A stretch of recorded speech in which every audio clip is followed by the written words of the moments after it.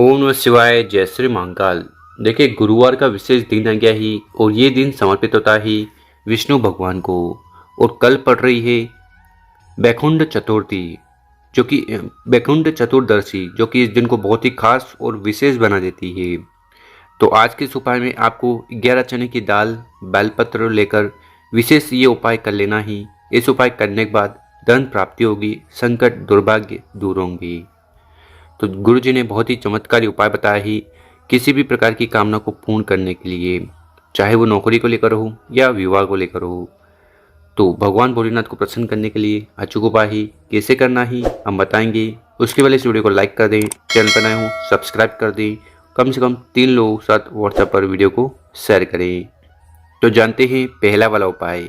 इस उपाय करने के बाद आपकी सारी कामनाएं, इच्छाएं, दिल की बात पूर्ण होने लगेगी विष्णु भगवान की कृपा से।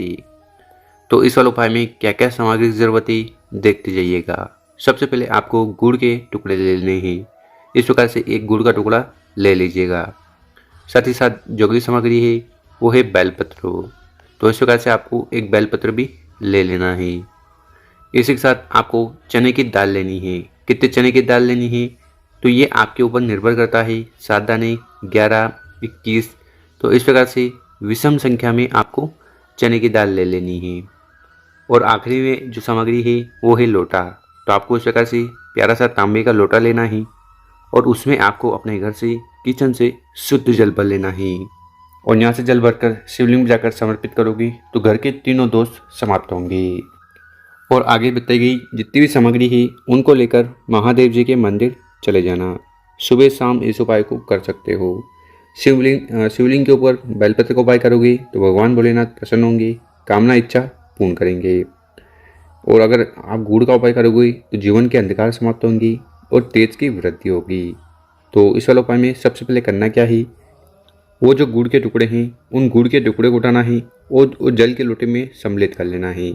और ये गुड़ वाला जल तैयार कर लेना। फिर थोड़ा गुड़ वाला जल उठाना है और ये जो चने की दाल है इनके ऊपर छिड़क देना।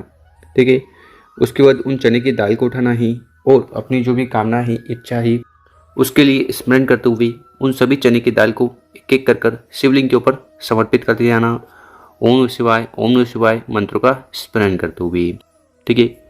उसके बाद जो आपके पास बेलपत्र है उसको उठाना है और उसको भी आपको कामना कहते हुए शिवलिंग पर उल्टा समर्पित कर देना है। डंडी होगी जलाधारी की तरफ, बड़ी पत्ती होगी आपकी तरफ और यहाँ पर आपका बेलपत्र उल्टा होना चाहिए। ठीक है।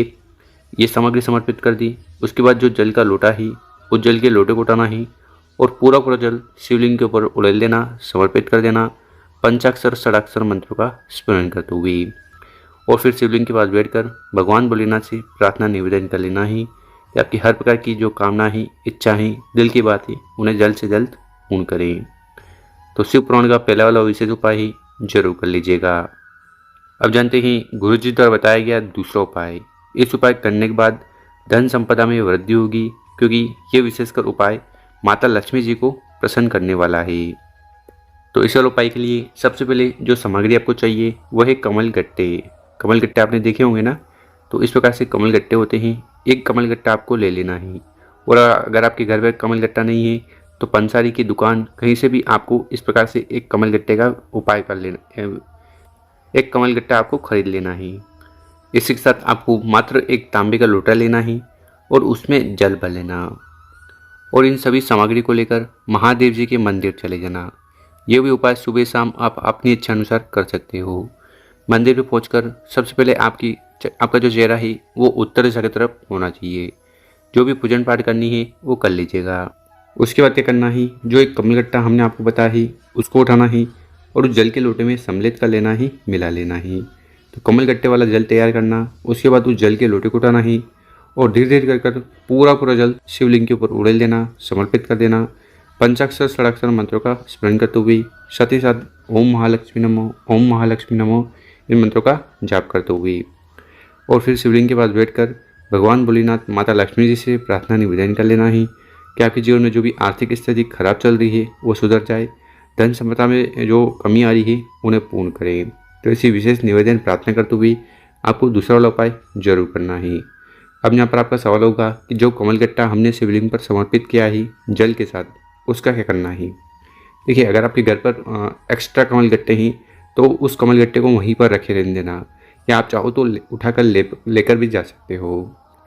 अब जानते हैं गुरुजी द्वारा बताया गया तीसरा उपाय। विशेषकर ये उपाय आपके जीवन में चल रही किसी भी प्रकार की बीमारियाँ या समस्या है ना, उनको समाप्त करने वाला है। अब इस वाले उपाय में जो जो सामग्री हम बता रहे हैं उनको आपको ले लेना है। सबसे पहले आपको लेना है पीपल के पत्ते। कितने पीपल के पत्ते? तो 5 पीपल के पत्ते आपको लेना है। और ध्यान रखना कि उन पीपल के पत्ते में छेद नहीं होना चाहिए, यानी कि बिल्कुल भी खंडित टूटे फूटे ना हो। 5 पीपल के पत्ते ले लिए। इसी के साथ जो अगली सामग्री है वो है काले तिल। कितने काले तिल? तो आपको 11 काले तिल के दाने लेने हैं, और वो भी संपूर्ण होने चाहिए। इसी के साथ जो अगली सामग्री है वो है हल्दी।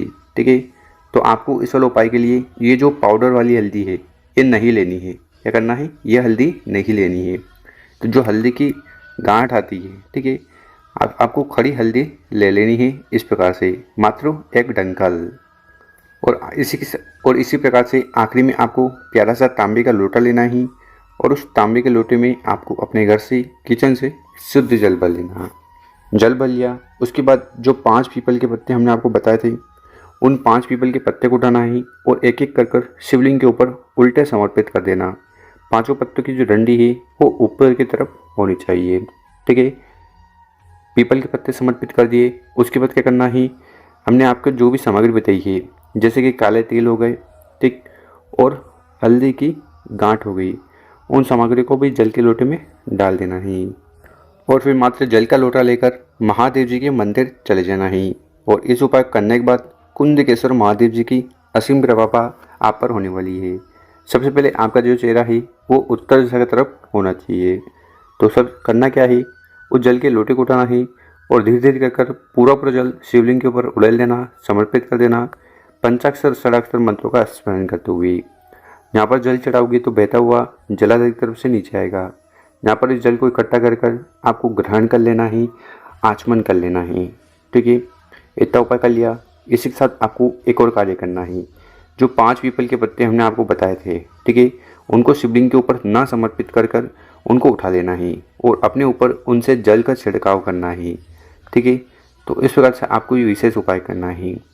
गुरुजन का ही जो भी व्यक्ति विशेषकर इस उपाय को गुरुवार वाले दिन कर लेता है ना, तो उस व्यक्ति के जीवन में जो भी किसी भी प्रकार की समस्या है, ठीक है, रोग है, बीमारियां हैं या पीड़ा है, वो समाप्त होने लगेगी। तो गुरु जी द्वारा बताया गया बहुत ही अचूक उपाय है। कुंदकेश्वर महादेव को पसंद करने के लिए जरूर करिएगा। मेरे प्यारे दोस्तों, वीडियो अच्छी लगी हो, इस वीडियो को 5 लोगों के साथ व्हाट्सएप पर शेयर करें, लोगों की मदद करें। ओम नमः शिवाय।